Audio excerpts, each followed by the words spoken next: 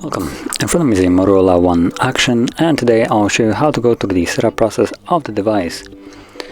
So when you boot it up for the first time, you'll be presented with the Hi There screen, and from here all you need to do is select your language, which I'm gonna stick with English. And from here, tap Start. On the next page, it will prompt you to insert a SIM card. Now this step is completely optional, and you can completely skip it. And once you're ready, you can install the SIM card. The moment you do, it will just work fine without any need to do any extra steps. You just insert it and it works. So I'm gonna skip it for now.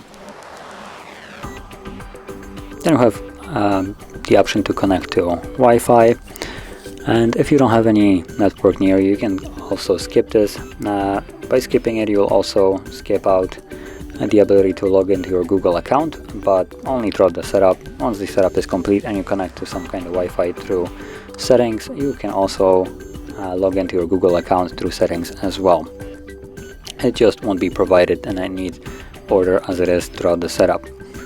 They don't have date and time, so if you choose to connect to Wi-Fi, it will be correct all the time. But if you, for instance, choose to skip it, sometimes it gets the time wrong, but for me it actually is correct, so I don't need to do anything. So tap on Next, and then we have Google Services. So we have things like use location, allow scanning, and send user and diagnostic data. And you can expand these by just tapping on it. It will give you information that, for instance, location is used to basically gather your location, basically GPS tracking for things like Google Maps and additional apps that you might install. Then scanning simply scans for Wi-Fi, Bluetooth, and stuff like that. And send user and diagnostic data, gathers data on how you use the device and sends it to Google. Now if you don't want any of these, you can simply turn them off. Things like GPS will be required by Google Maps, or maybe not required, but Google Maps will want access to it for you to enable it, so it can give you a accurate GPS route based on where you are. But you can keep it off. You just won't be able to, for instance, use it as a GPS navigation.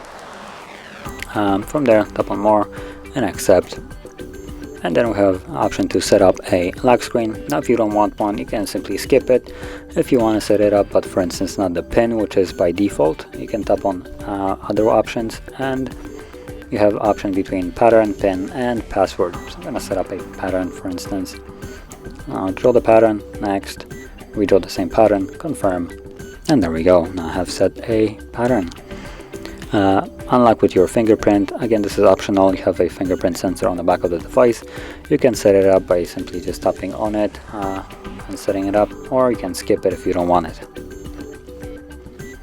And then we have about privacy.